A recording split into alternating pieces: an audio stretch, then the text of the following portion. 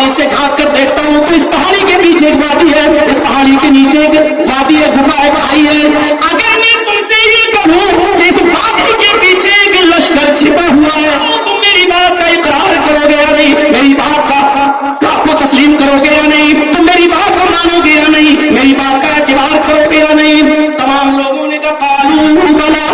हाँ क्यों नहीं, अगर आप कहेंगे तो हम क्यों नहीं मानेंगे, क्यों मानोगे? मैं कह रहा हूँ इस वादी के पीछे कोई लश्कर नहीं है, लेकिन फिर भी कह रहा हूँ कि मेरी अगर मैं कह दूं है तो मानोगे या नहीं? इसकी वजह क्या है? किस अंदाज से लोगों से इकरार करवाया, पहले बताओ इसकी वजह क्या है? मेरी बात मानोगे तो क्यों मानोगे? मेरी बात तस्लीम करोगे तो क्यों करोगे? उसकी वजह क्या है? सारे के सारे चीख पड़े,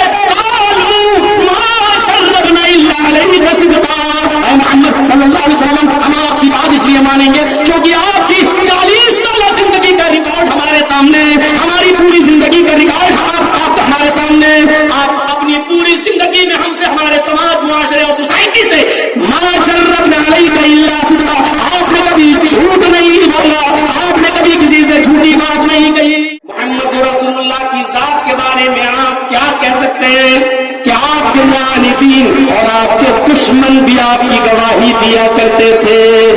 आपके दुश्मन भी कहा करते थे कि मोहम्मद रसूलुल्लाह को हमने अपनी जिंदगी में कभी झूठ बोलते हुए नहीं देखा। भले ही आप दावत ना मानते हो, भले ही वो मुखालिफत करते हो, लेकिन पूरी सीरत की सारी किताबें पढ़ डालिए, आप सीरत की सारी किताबों का आप मुताला कर जाइए, आपको आपके दुश्मनों की एक तारीख मिलेगी, आपको आपके दुश्मनों के बहुत से वाकयात मिलेंगे, आपके दुश्मनों ने आपके साथ ये किया, ये किया, ये किया, पूरी सीरत की किताबें भरी पड़ी होंगी, लेकिन कोई एक नबी का दुश्मन ऐसा नहीं मिलेगा जो ये कह सके कि मोहम्मद रसूलुल्लाह को कभी झूठ बोलते हुए भी किसी ने देखा।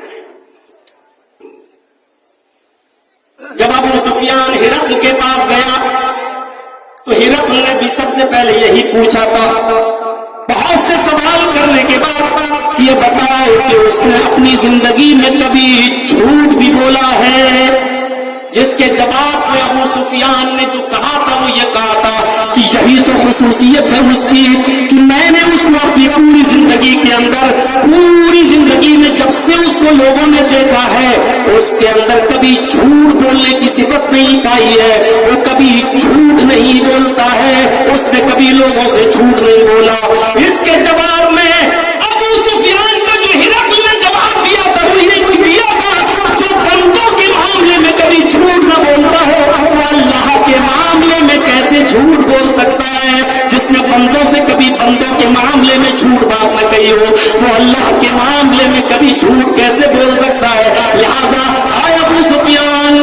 वो यकीनन कोई नबी ही है, इसलिए कि अंबिया की जात ही झूठ से पाक साफ हुआ करती है, उसके अंदर ही नबी की सिफात पाई जाती है। मेरे प्यारे साथियों, ये हिरक़ल को जवाब दिया था,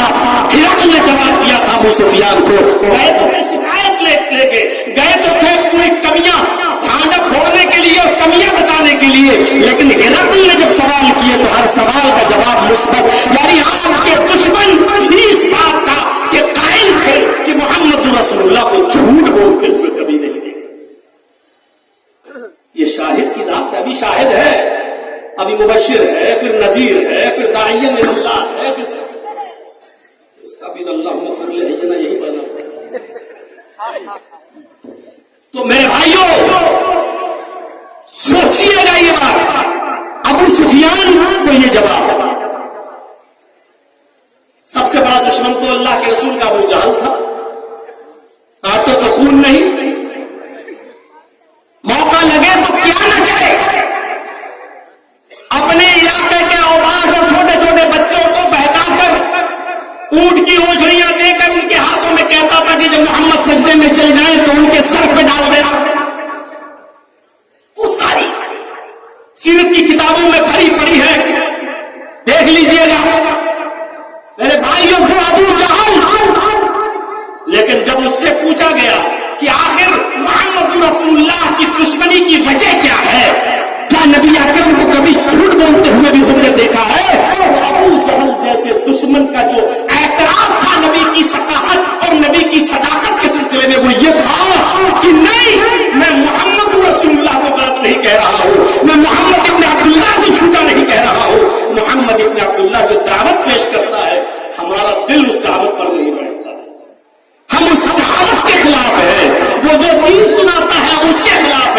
لیکن محمد کو میں جھوٹا نہیں کہتا ہوں۔ اور کرو، نبی کا سب سے بڑا دشمن، نبی کی زندگی کا سب سے بڑا دشمن میرے بھائیوں، جس نے پوری زندگی نبی اکرم کو پریشان کر کے رکھا تھا، لیکن نبی اکرم کو جھوٹا کہنے کی کوشش اس نے بھی نہیں کی۔ نبی اکرم کے سلسلے میں وہ بھی یہ نہیں کہہ سکا کہ نبی اکرم کو میں نے کبھی جھوٹ بولتے ہوئے دیکھا۔ جب کلم کلا دعوت و تبلیغ کا حکم محمد رسول اللہ کو دیا گیا، وانذر عشیرتک الاقربین نازل ہوئی، ابھی چپکے دعوت دیا کرتے تھے، چوری چوری دعوت دینے کا کام تھا، کبھی اس کے گھر پہ بلا کر، کبھی اپنے گھر پہ بلا کر، ابھی اعلیٰ لہلان دعوت نہیں دی جا رہی تھی۔ جب کھل کر دعوت و تبلیغ کا حکم ملا کہ جائیے اپنے رشتے داروں کو، اپنے گھر والوں کو ڈرائیے، اور اس آیت کے بعد جب کوہ صفا پر محمد رسول اللہ صلی اللہ علیہ وسلم چڑھ جاتے ہیں اور ایک ایک کر کے تمام لوگوں کو اکٹھا کر لیتے ہیں، اس صفا پہاڑی کے نیچے جتنے بھی لوگ جمع ہوئے، نبی اکرم ان تمام حاضرین کو مخاطب کر کے کہتے ہیں، اور کرو، ان تمام حاضرین کو مخاطب کر کے کہتے ہیں، اے لوگوں، آج میری بات تو سننے کے لیے دنیا جمع ہوئے، مجھے سب سے پہلے یہ بتاؤ کہ میں اس پہاڑی کے اوپر چڑھا ہوں، اس پہاڑی سے جھانک کر دیکھتا ہوں تو اس پہاڑی کے پیچھے ایک وادی ہے، اس پہاڑی کے نیچے ایک وادی ہے، گفا ہے، کھائی ہے، اگر میں تم سے یہ کہوں کہ اس وادی کے پیچھے ایک لشکر چھپا ہوا ہے، اگر میں یہ کہوں ہے نہیں، اس وادی کے اندر کوئی لشکر چھپا نہیں ہے نہیں، لیکن اگر میں یہ کہوں اے لوگوں، محمد ابن عبداللہ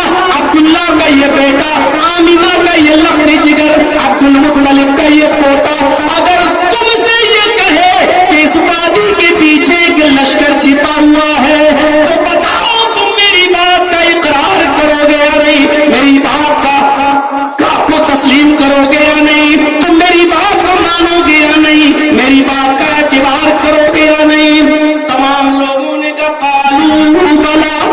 ہاں کیوں نہیں، اگر آپ کہیں گے تو ہم کیوں نہیں مانیں گے، بتائیے اگر کوئی لشکر چھپا ہے ہم اس سے بچنے کا انتظام کر لیں، ہم اس سے اپنے آپ کو محفوظ کرنے کا انتظام کر لیں۔ آپ نے کہا نہیں، اس وادی کے اندر کوئی لشکر نہیں چھپا ہے، پھر بتاؤ اگر میں یہ کہوں کہ اس وادی کے پیچھے ایک لشکر ہے تو مانو گے یا نہیں؟ کہنے لگے کیوں نہیں مانیں گے؟ فرمایا بتاؤ کیوں مانو گے؟ میں کہہ رہا ہوں اس وادی کے پیچھے کوئی لشکر نہیں ہے، لیکن پھر بھی کہہ رہا ہوں کہ میری اگر میں کہہ دوں ہے تو مانو گے یا نہیں؟ اس کی وجہ کیا ہے؟ اس انداز سے لوگوں سے اقرار کروایا پہلے، بتاؤ اس کی وجہ کیا ہے؟ میری بات مانو گے تو کیوں مانو گے؟ میری بات تسلیم کرو گے تو کیوں کرو گے؟ اس کی وجہ کیا ہے؟ سارے کے سارے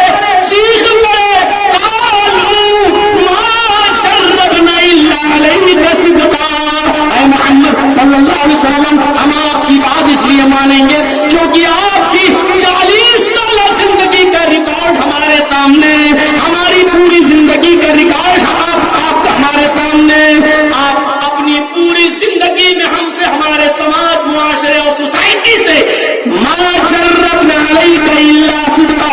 آپ نے کبھی جھوٹ نہیں بولا، آپ نے کبھی کسی سے جھوٹی بات نہیں کہی۔ یہ تھا اعتراف اس شاہد کا، اس گواہ کا، اس کی صداقت پر، اس کی صداقت پر کہ دشمن نیچے کھڑے ہیں، سارے کے سارے بڑے بڑے قبیلے کے لوگ، معزز لوگ کھڑے ہیں اور کیا کہہ رہے ہیں؟ قالوا ما جربنا علیک الا صدقا، اے محمد ابن عبداللہ، آپ کی بات ہم مانیں گے کیونکہ ہم نے کبھی آپ کو اپنی پوری زندگی میں، ہمارا تجربہ ہے کہ کبھی